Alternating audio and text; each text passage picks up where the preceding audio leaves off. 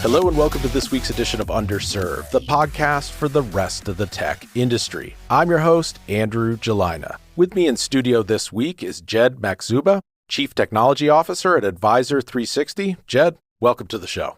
Great to be here, Andrew. So, could you tell us a bit about when you were a curious kid, what kind of drew you to tech? Yeah, absolutely. So I think you just stated it right. I was always a curious kid growing up. And I can think the earliest days back to my youth, it was actually a pretty fortunate time where some of the computers and technologies were actually coming into the home. So I remember early days spending too much time playing Atari, and television was my gaming console of choice, if you remember. And the really interesting thing about that particular console is they came out with this voice synthesizer on Intellivision. So you could play games like Pac-Man. I was there when Pac-Man came out, Donkey Kong, but they had this one game, B-17 Bomber. And they would warn you when there was flak coming or when you were dropping bombs through this voice unit that you could attach. It was an add-on to Intellivision. And it was, to me, the greatest thing. And actually seeing the TV, much limited set of channels back then than it is today, but TV becoming a two-way interactive console as opposed to just kind of pushing the TV signals to you, you could actually interact. That's probably my earliest foray into technology and sort of the change that it can make to our lives. And I spent a lot of time doing that. And I remember Commodore 64 back in the day, which was very popular. I think it had like over 30% market share back in the 80s around that. The Commodore Army. That's right. It was a fun time. Do you have a tape drive or a disk drive? It was a tape drive. Yeah. My buddy had the disk drive. We were all so jealous. That's right. It'd be interesting to see what the equivalent in 2020 dollars were for a Commodore 64. Yeah, and no one has that kind of market share now. No. Sometimes it feels like Apple does or that Dell does or something, but no. So then up through high school, did some programming then? In high school, my first computer was an IBM PC XT with my own Lexmark printer. So I did experiment with programming, so did some basic programming. I remember doing my first computer game was simply a narrative where I would tell a story and take input from the users and allow them to kind of pick their path through the stories. On the back end, it was essentially a bunch of go-to statements. But to me, just actually seeing the creative process of you have an idea, you actually capture it down, and then the users can either pick one or two and enter, and you capture the keystrokes and make decisions was really fascinating to me. Right on. I think you used to also read 2600 back in the day. Hackers Quarterly. Yeah. Yeah, absolutely. Yeah, I can't even remember where at this point I would have bought that. Probably like the comic book store or something. I want to say Newbury Comics had it and like Barnes & Noble might have. One of the big magazine sellers had 2600. It looked kind of like the size of a farmer's almanac. Yep. Right, if you remember sort of the size of that.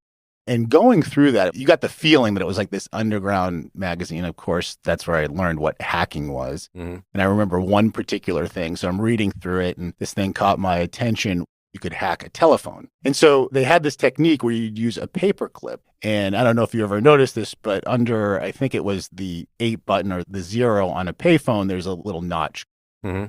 And you would connect the paper clip to that notch to the middle of where you speak in on the headset, right? And then it would allow you to place free calls, right? So not that I took advantage of that too much, but sort of just realizing, oh yeah, the technology, there's a way that you can actually get around some of these things, which was just fascinating to me. So the thing I learned from 2600 way back in the day was that phone systems used in-band signaling in order to send the money signals down the wire. And so a quarter was actually a series of 5 beeps. I think it was 1700 and 2200 hertz tones mixed, 33 millis on, 33 millis off. Actually, for this podcast, I dusted this off. That is the noise of a quarter going into a payphone. And as long as you put in at least one real coin, it would pass the ground check. And then you could just play that in, play it 8 times. That was $2. Okay. Call anywhere in the United States. I missed that. But how fascinating was that at the time? Yeah, it was mind-blowing. Or there's a thing called blue boxing, where if you played a certain frequency tone into the phone, the signaling system recognized that as like an admin thing, and then you were allowed control over all these different functions. There was a 2600 hertz tone, hence 2600 magazine. Captain Crunch at one time came with a whistle as a prize in the box, which is exactly 2600 hertz. And so people are blowing these into phones and taking control of the phone system. And then someone would write it up and put it into the 2600. Yep. And then everyone's doing it. That's right. So after that, you got to college. And I think like me, you were a Mac user in college. Yeah, primarily. So the Apple II was the popular computer at the time, and it was still really expensive back in sort of that time. You would still go to the computing center if you wanted to actually use a PC. But one of my suite mates had his own Apple II. So again, lots of gaming on that. Risk was a very popular game. But the thing that the Apple II had that I had never experienced before was the fonts, right? The graphics and fonts. And I was like, oh, wow, this is pretty special what I'm working with now. Yeah, you could actually make something look good. Oh, so much time spent on that. That's something like if you listen to some of the early Steve Jobs in his Stanford commencement speech, which is pretty popular. His was different, right? It wasn't the digital experience that he really became to appreciate fonts, but that's something that I did around that time. But I was also spending a lot of time still on the mainframe. I was a physics undergrad, so some of the research that I did required Fortran on the mainframe. So I spent a lot of time on the other end of the extreme of compute platforms. Yep. So you were a physics major and then you graduated. Then what happened? This is probably one of the pivotal moments in, I'd say, my professional career, maybe even my life. So physics undergrad was dead sure that I was going to go to get my master's and PhD in physics. I was just really passionate about that time. But I'd say a couple of things happened. One is realizing that the path to get your PhD in physics is a big time commitment, right? Many, many years. And I was like, man, I'm like 21. I don't know if I can commit to a 9-year journey for that. But one of the things that I experienced as part of my undergrad research is I came across Mosaic, the browser and the internet, which at that time, so Mosaic, this is pre-Netscape, right? So Mosaic, the first web browser, it was primarily used for academic research. So I'd be in the lab and I have no idea now how I even came across this, but discovered Mosaic, the browser with a bunch of research. And the awesome thing is they had links to other research documents. So you found yourself doing exactly what we do now, which is, 25 years later, going down the rabbit hole of links. Oh, this is interesting to me. And you click on that. Wikipedia is probably the biggest offender for me with going down these rabbit holes. But just witnessing how easy it is to actually access documents. And I remember distinctly at one point, my father was dropping me off or picking me up. And I said, Dad, you have to come see this. And so we were looking at it and he was seeing how easy it was to navigate. And he was like, this is great stuff. Who maintains all this stuff? I was like, I have no idea, but isn't this great? In hindsight, I should have probably dropped everything, went out west and joined Netscape, which was just starting around that same time. But it did really force me to think about what I wanted to do for a career. Yeah, or bet the farm on their stock. I remember watching that just go up and up and up in the late 90s. So I think you got recruited to go into IBM after that, right? That's correct. So coming out physics undergrad is always the question of, well, what real skill does that give you? And around that time, so 1995 is kind of the year we're talking about here. It was a really exciting time for this intersection of business and technology. And so IBM, their consulting group, they were recruiting on campus and their basic requirement was we're looking for smart people, analytic that can problem solve. And I was like, that I can absolutely do. So I interviewed with IBM and a couple of the consulting firms. And I was like, IBM, they're going to be around for a while. I think that's a good bet where I can actually learn how to do something, and gain some real skills in the industry. Little did I know that what I thought was going to be a 1 to 2 year gap year before I decided what I was going to do turned into a career for me. And so what sort of problems were they throwing you at in those days at IBM? So I was in the professional services organization, so it was largely around system integration. So that was what IBM were going to market on. We know technologies are all over the place. Part of what we want to do is build a workforce that can actually integrate these various technologies to solve business problems.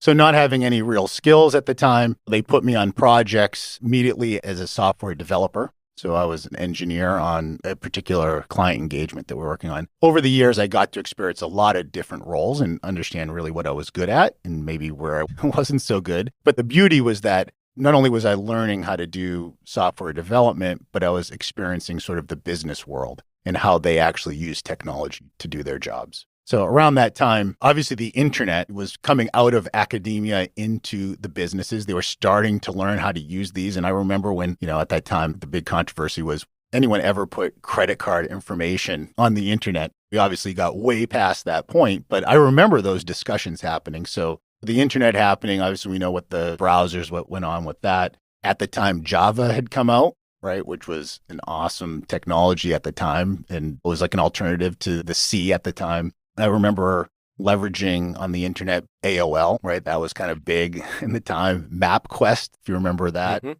And that was the first time you could actually put in an address. I remember still printing out the MapQuest maps, having them next to me. In fact, I can't remember how I used to do it now at this point, is mapping my own route to my destination. But I'd say also one of the real interesting things around that time is the 4GL programming language. So Power Builder, which is one of the tools that I started to work on. Box Pro was big. Rational Rows, if you remember the whole Rational suite. So I think it was a really interesting time to, not to use the term democratize technology, but you took these really complex constructs and put it into the hands of people that maybe didn't have the computer engineering background to actually get them to build stuff for businesses.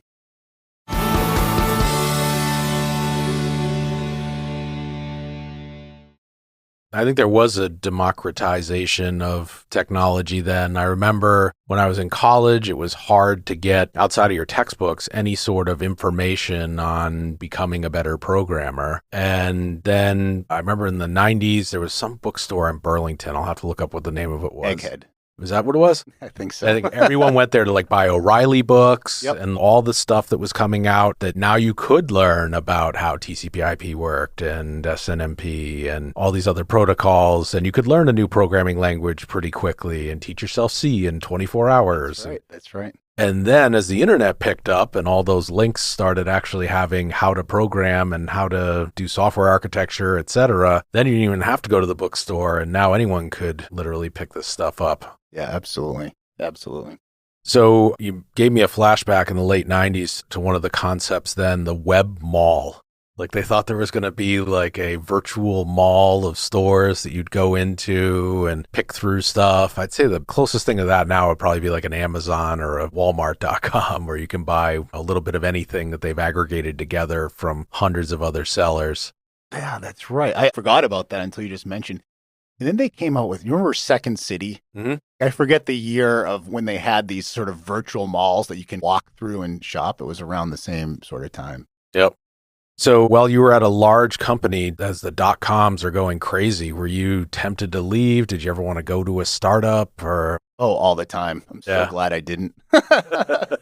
No, that's not true. Maybe I would have learned something different than I didn't experience. But I remember absolutely the heydays, 95 to 2000, right before the .com. It was all my friends from school. They had like English majors that are all of a sudden, out in Silicon Valley working at these startups. And you hear all the good stories around what's going on with this. But then the bust came, right? And it was like, ooh, that was probably good that I kind of sat tight. But quite honestly, with the work that I had, working at different organizations, technology, the pace that technology was evolving at, I was super satisfied and I was engaged. And again, back to my earlier statement around being a curious person, there was never a day where I didn't have the opportunity to learn something new. And quite frankly, the people that I worked with at IBM to this day are some of the best people that I've ever worked with. Smartest engineers coming out of school. It was just fabulous time. There is something to be said for the big company once in a while. My old consulting company got bought by Monster.com. We all became Monster employees. In 2001, they sent me out to San Francisco to do due diligence on a company they were considering acquiring. We had some free time, so we're wandering around the city and just seemed to be somewhat empty. And I ended up talking to this guy on the street, and he's like, yeah, when the .com blew up, everyone left. And it was the gold rush was over. Yeah, again in California. But yeah, it seems to be back. It had another surge in the 2000s, and then we've had lulls, and now it's been picking up again, modulo, everything crazy that's going on with COVID. I mean, it definitely provides a good perspective. Gartner has this thing called the hype cycle, which I'm sure you've seen around technologies, and you have where people are like, oh, what's this about? And they have these expectations that are super high. Then all of a sudden the expectations dip, and then it finds its sort of level of plateau. So having been through that a couple times, you actually start to appreciate when a technology comes out, really peeling back the layers and understanding sort of what value it can bring to the table. But part of the fun with being in the business that we are is that there's new stuff appearing every day. There's new stuff appearing that just really blows my mind in terms of what the people are doing. Plus open source, right? That's like completely taken off since those days of the mid-90s.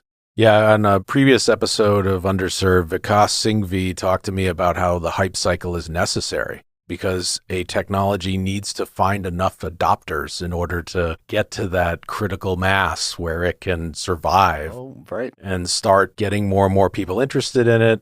And then, there is that irrational phase. Like I remember in 2000, XML is going to solve everything. That's right. It's going to solve a few problems, but maybe not everything. Oh, and services, right? Part of what you do in the consulting world is try to understand these technologies and explain them to your customers. And service-oriented architecture was one where I spent a lot of time in the early days trying to understand this and explain that and trying to understand really what value is this and how do you design services or composite services, discrete services, all that stuff. Cloud was the same way. And cloud is just absolutely mainstream now. But I remember back in the day trying to figure out what the heck cloud was. How do you explain it? And then they came out with all this SaaS, infrastructure as a service, platform as a service, and trying to really put that into a context that businesses can understand and sort of make decisions about. And that's particular one that I remember really where it hit home was when Apple came out and they were like, oh yeah, all your files, your pictures, they get stored in the cloud. And then if you get a new phone, they just come back. And it's like, oh, there's the real good practical example of how you can leverage the cloud. Yeah, for me, it was Evernote. I started using it on my phone. Then I got the browser extension. Then I'm like, oh, it works on iPad too. And then you end up pushing all these notes there. And then sure enough, some device gets nuked or a hard drive goes bad or something. And you're like, I still have my stuff.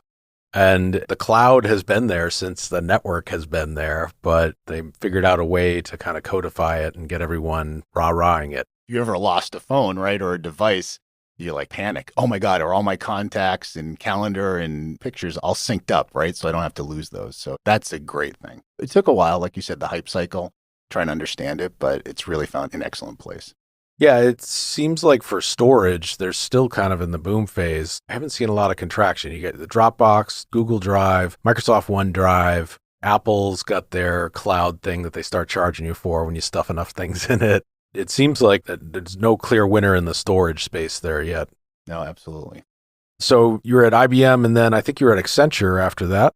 So yeah, I was with IBM through 2010. And before I blinked, 15 years had gone by, but it was a heyday up to the dot-com bust. Then it was like, okay, let's just let things sit tight and kind of settle out. Things were getting better. And then we had the financial crisis in 2007, 2008 that I was there for. And then I was finding just typical career path for many individuals. You start as a junior developer, senior developer, team lead, architect. I was working a lot more with companies on sort of the strategic direction. So understanding what their problems are and then ultimately trying to decipher what does the future state look like? What technology they can use? And then more difficult, how did they get there? What's the roadmap from where they are today to the future? Which I've learned a lot about some of the complications that organizations struggle with in terms of actually executing on a roadmap. So I was doing more around the strategy work. And that's where I got the opportunity to go to Accenture and really more CIO, CTO level conversations, planning out the future state for their organizations. And I believe that was around the time that service-oriented architectures were a thing. Yeah, just before I was doing that at IBM. But yeah, that was the fun time. I was teaching methodologies around how to design services and deconstruct business processes. And I do remember distinctly, there was a lot that I was like, this just sort of doesn't make sense to me. So that was, say, 2010 timeframe or 10 years later. We see a lot of those constructs coming back with the microservices, which we can talk about some of that aspect, but services and APIs, there's a lot of good that comes from those, right? You had sort of again, back to our earlier conversation, is you had something that was a little bit amorphous and people trying to force fit it into an organization. And then as it matured, it became something that I think there's a ton of value for companies to take advantage of. I think if you get the right granularity nailed, and the right abstraction, does it make sense for us to all share a payment service for these 5 systems that need to process payments? Yes. But should we then decompose that into 75 interdependent microservices? Or the opposite. We used to have this joke where we would say, well, we're not trying to build the save the planet service, right? Which is one macro service that does everything that you want, right? At that time, those were the discussions. And to a certain extent, they're still there. But I think people are just more informed now. Woohoo! This is my 25th recruiter call for the same job today. New high score! The 3-week wait between my first interview and my second interview is my favorite time of year. My recruiter says he is my best friend, but I haven't heard from him since I started the job 2 years ago. Your background in real estate and multi-level marketing makes you the perfect person to advise me on tech careers. Finding your next consulting gig should not be this difficult. Quite frankly, you deserve better. Syrinx is the consulting company founded and run by software consultants. We get you. Find out why our employees are some of the happiest and best paid consultants in the industry at syrinx.com. That's SYRINX.com. Find a better way today.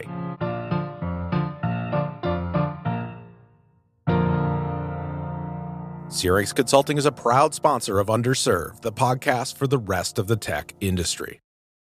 So, Jed, what would you say is the most underrated skill in management? That's a good question. I would say asking the question, what problem are we trying to solve? It's funny, there's an exercise that I sometimes do with my teams. When we come into a meeting and immediately jump in, as engineers like to do, problem solve. And sort of taking a step back and saying, all right, I want everybody to write down what the problem is we're trying to solve. And the first reaction from folks is, well, we all know, right? Like someone's speaking for behalf of the whole room. Like we all know. Well, actually write it down. And when you look at how to construct the problem statement is, where are we today? What's the gap? What are we trying to close around that? And it's very interesting in terms of the different perspectives that you get.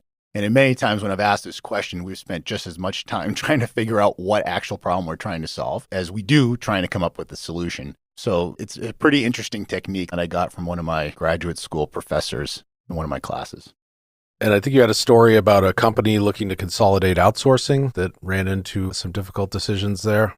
Yeah. So as I've gone through my career, really paying attention, ultimately, I can talk about some of the things that I've done with my master's degree to try to understand some of the logic or the reasoning behind some of these things, is to take a step back and ask the right questions. And so I was working for a company in Chicago as in my consulting gig, and they had clearly too many outsourced providers. They were a relatively small IT shop. They had actually their own captive offshore team in India, and they had 3 other partners that they worked with, one of those being the firm that I actually work for. So I was brought in to do a whole outsourcing assessment. And so I did my analysis and came up with, ultimately for this size shop, 1 is probably the right number of outsourced providers, maybe 2, to keep them honest.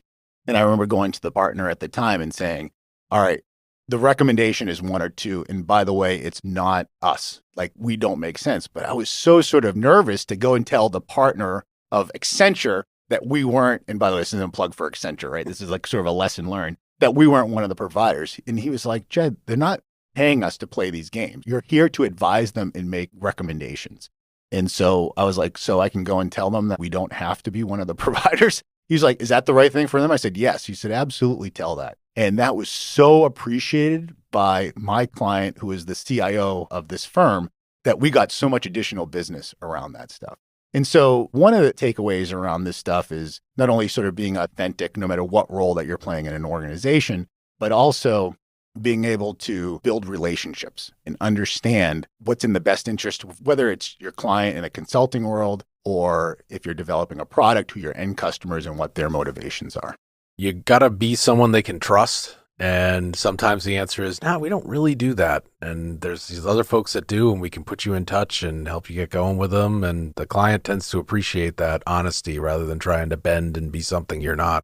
Right. It's in your own best interest and your client's best interest, knowing when to say, this is just not my area of expertise. You know, I've done that with my own career. I know what my strengths are. I also know what my weaknesses are. So my goal is really to focus on my strengths, and the weaknesses that I have is to get the people that are the experts and build a company around that.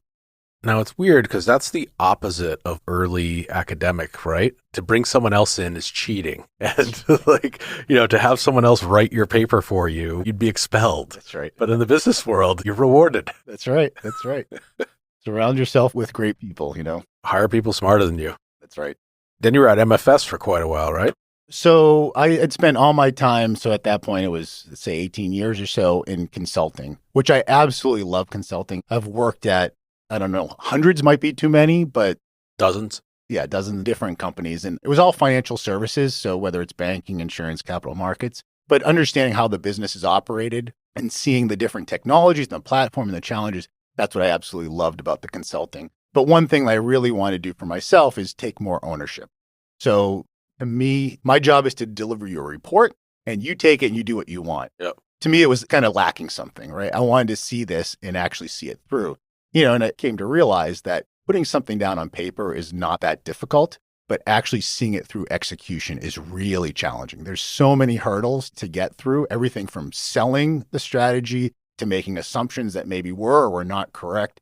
So I wanted to take ownership of the work that I had done. So I actually decided to go to work for MFS Investment Management here in Boston. They were one of my clients at the time. And so I got a call from the CIO and he said, "Hey, Jed, if you ever want to get off the road and come work for me," I was like, "When can I start?" He goes, 2 weeks. I was like, "All right, I'll be there." So I was there for 5 years. I was the director of strategy and technical architecture at MFS. So a lot of what I was focused on was looking at, similar to on my consulting side, looking at the platforms to support the investment business in general, making recommendations around what do we modernize versus what do we replace, working with the teams to actually execute that. Spent a lot of time focusing on data as well, which is a passion of mine in some of the challenges that companies have trying to wrangle the data that they have. Were you going to MIT Nights then, or? Yeah, I was in the executive programs. So this is sort of an interesting story. So I mentioned my 1-2 year gap from going to pursue higher education. So it was always in the back of my mind, but I never was quite sure that a business degree is what I wanted, an MBA is what I wanted to go for, or something else. It was sort of lingering in the back of my head for now 20 years. And so a developer that was on my team back in the IBM days, so this is probably early 2000s, that's when this kid was on my team. One of the smartest engineers. Like I knew when he was on my team, I was like, thank God Dan's on my team and he's going to go places. He's now CTO of an MIT startup. So anyways, I was friends with him and I see a post that he's in this executive program at MIT. And I was like, if it's good enough for Dan, it's good enough for me. So I started to look into that program and I was like, all right, if I'm going to get a business degree, we're better to go than MIT, right? They're founded in data and research. And I was like, I think this is a good opportunity for the stuff that I think I've learned on the job of what works and what doesn't work. It was an opportunity for me to understand the why. So that was a big reason for me to go. And it was, to answer your question, Andrew, it was the executive program. So it was 20 months. So it's basically the full MBA program, but in a different time frame. So essentially going every other Friday and Saturday. And then we had, I think it was 7 week-long sessions. So sort of Saturday to Saturday over the course of 20 months. And I think that's where you learned about system dynamics. So yeah, it taught me a lot. I learned a lot. But there were a couple, I think, seminal courses at MIT that really just resonated with me from an engineering and my experience working on software development. So system dynamics is something that was started by Jay Forrester at MIT, I think in the 50s, if I'm not mistaken. And the professors we had were really disciples of Jay Forrester. And system dynamics is really looking at the big picture. So it's understanding that we live in a very complex, interconnected world where it's very difficult for the human mind to basically make all those connections and understand you turn one knob on the dial, how is it going to affect the outcome? So this sort of simple way is the light switch. You know, the feedback loop is immediate. You turn it on, it either works or doesn't work. But a lot of the decisions, and this is kind of going back to some of the strategy work, you make decisions now that the effects you don't see for some period in time, sort of the time delay between the decision and the actual result is too long. So it's a way to actually take all these inputs and you could actually model this out to do different simulations. And that's when you can see the different knobs that you turn, how it may affect the outcome. And a big company, it can feel like you're turning a battleship in order to try and move all the knobs to make a 15-degree course correction, if you will. That's right. There is definitely a big delay between the turning of the knobs and the feeling of the effects. Yeah, absolutely. And I would say that even taking the system dynamics approach, it's decisions that we make. We have to understand the potential consequences. And the areas particularly that I started to think a lot about is around decisions we make on projects. So sort of the simple one is, all right, the project's running late or it's at risk. What do? What policy decisions, so to speak, do you make? Do you add staff? This is the mythical man month, right? So the much oversighted quote around, you can't have a baby and 9 women can't make a baby in a month. That's right. So you have to make decisions around what you do on a project. You could add staff to it, or you could tell people to work harder. Just take two of the simple cases. But tell people to work harder, then what happens? They put in longer hours. Their attitude may suffer. They may burn out. They may look for other jobs. If they're working longer hours, there may be quality issues that start to appear. Now, is the quality issues because you have a poor developer? Maybe not, right? It may be because this person's burning the candles at both ends. And once you do that, you start to lose attention. And when you do that, you make mistakes or you take shortcuts and you see quality issues. Suppose you go the other way and you say, okay, we want to add staff, which is sort of the most common. Let's just get more people to work on this, which is proven that that does not solve the problem. It must have been some Silicon Valley. It's like, if you're running late, you cut staff. A smaller team, not more people, because when you add people, then you need to go through the recruiting process, bring them on board. You need to train them. Productivity takes a hit, but then communication overhead happens, right? So this is the sort of system dynamics perspective that comes to the table when you start to make decisions on projects. I think the other piece usually tends to be reduce promised deliverables. Yeah, right. You might cut the staff back, but cut down the scope. Say, okay, we're just going to get X done, and then we'll add Y and Z in the next point release, and let's get something done and then move on to the next. Yeah, absolutely.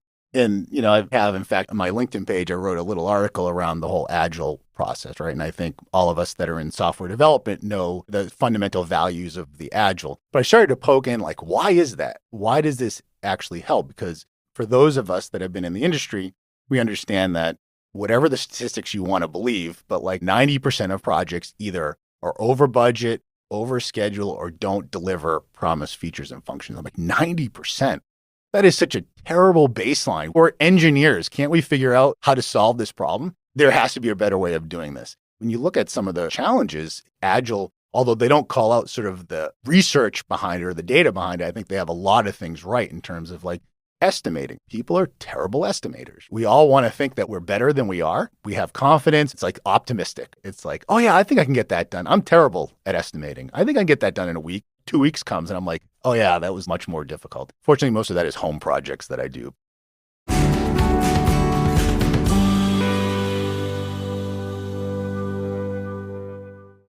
Yeah, it's definitely a science and an art form in order to get estimates, even a bread box, and then be able to execute on it. Yeah, in the projects, whatever the number that you say, so many, okay, well, that's when we're going to have it done. To this day, that's a constant discussion is we have these dates that we're marching towards, and it's like, where did those actually come from? Oh, someone said something in a meeting, and then all of a sudden it made it to the client product roadmap. Yep. I remember when we were at Monster, there was a milli release for the new millennium, and it had to be done because it was coinciding with Super Bowl ads they'd already bought. Oh, okay, yeah. So there's your end date. The heyday. So system dynamics, I mentioned there were a couple of seminal classes. Another one, it's like a Bayesian reasoning type class. They call it data models and decisions, but it's around making decisions with uncertainty. We live in uncertain times. And obviously the industry, there's so many variables. Projects are super complex with a lot of people communicating, transferring information. So how do you make decisions with some sort of structured decision tree, whatever you want to use, when you don't have complete information, when you're dealing with probabilities? Well, this is more likely to happen than this. So for example, when I was at Bank of New York, we were trying to make decisions around whether we should upgrade a platform that was ultimately going to be replaced. So do we spend the time investing in an upgrade where we know at some point in time we're going to have a new system to replace it? So I came up with my whole decision tree, probabilities around what are the chances that we have an issue and what's the impact if something happens, because this was a trading platform and all this stuff.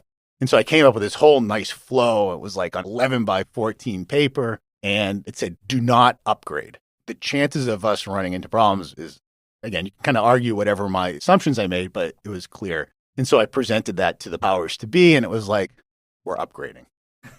And I was like, but that's against all logic. And I was like, oh, there's like more to this than just the science and the data behind the numbers, right? And we have all these unconscious biases that influence all of us. Probably the biggest one, blind spot. If you don't think you have an unconscious bias, you do.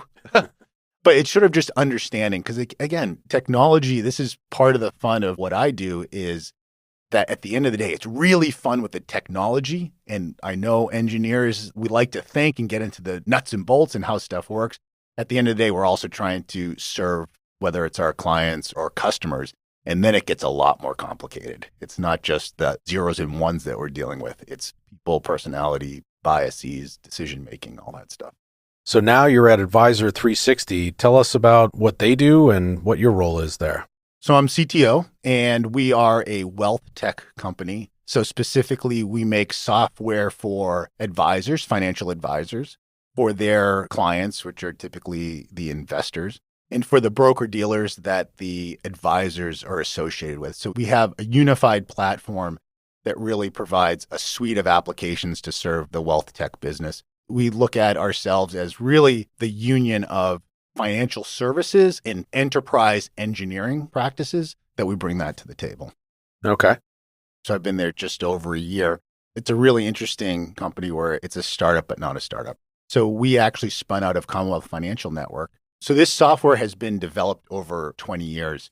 And so when this opportunity came to me, a couple really interesting things. Again, it's sort of a very mature startup, as we like to call ourselves. The software has been in existence for 20 years. And in terms of JD Power ratings and feedback from advisors, it's very well received in the industry. So it's a great product to start. So you're coming into a company that's a great product. The challenge that was given to me was we're building this as a standalone SaaS organization. So how do you take something that was built for one particular broker dealer for internal use and actually scale it to be an enterprise level product? So to me, that was a particularly challenging opportunity. You can argue no product is perfect. It grows up over the years. It has its warts and all that. It has some really good bones to it. I had mentioned earlier, I spent a lot of time kind of focusing on data, particularly at MFS. And data is super important, but also super challenging to get right. And many organizations struggle with that. One of the things that this product has is it actually has a unified data model underneath it. So regardless of the role that you're playing and taking hundreds of data feeds from vendors and from clients, and we stitch that together. And the fact that this product at its essence has solved one of the big challenges that many organizations face, I think, is a super strength of the product. So really looking forward to maturing it and rolling it out to our clients. And when the day is done and you're looking for some recreation and some time away from keyboard, what do you do for fun? I think you're into painting. I am. So I spend 12 to 14 hours a day talking technology, looking at a computer screen in meetings, talking about technology, project delivery. So generally my off time is focused on non-digital things. So I exercise a lot and I spend time outdoors, play tennis, but painting, specifically oil painting, is a passion of mine. Yes. Jim Martin talks about in his episode of Underserved, if you're an architect, it's a thing to have a good hand, to be able to take that thing in your head and get it out on paper, or nowadays be able to move the mouse and do it digitally. How do you get good at it? What draws you to it? Well, I wouldn't say that I'm good at it, but what I enjoy about it is, to me, it carries a lot of the same engineering principles that I approach technology in my work. And you may be thinking, how the heck is that? So when you think about painting and sort of set aside the creative, like I want to, deal with colors and all that, fundamentally oil paint is pigments and linseed oil. It's a very simple ground up stone or whatever it might be, synthetics. But when you take that, ultimately, how do you want that to appear on the canvas? So what I mean is you can use it straight out of the tube, which very few people do. But you can mix in additional mediums that actually change the characteristics. So you can make it glossier, you can make it more matte, you can make it fatter, you can make it leaner, you can add more linseed oil. You could actually take out the linseed oil, so you're only dealing with essentially the pigments. You can add other types of medium to actually change what you actually put down on paper. Paper I mentioned, but what's the medium that you paint on? Is it canvas? Is it gesso board? Is it clay board? Is it metal? Is it acrylic? It's sort of endless, the kind of stuff that you want to paint on. But that's all like, okay, what are the properties that I have? What does it bring to the table? What am I trying to accomplish? And then ultimately how that stuff gets on whatever medium that you're trying to create. So it's the process of having an idea of what you want to do and then actually trying to engineer, what do I need to do to actually fulfill that? When I think about what interests me with this, and I look at different artists that are out there, part of what I'm trying to do is decompose. Well, how did they actually get the effect that they did? You look at a Jackson Pollock. It looks like someone just dumped paint on a canvas. What's so great about that? So it's then understanding the technique that he used, which was novel at the time. And you're like, oh, it seems pretty routine to me. But at that time, in that period, it was pretty unique in the industry. But I try to look at artists and see what I want to get out of it. So it's more of an engineering application.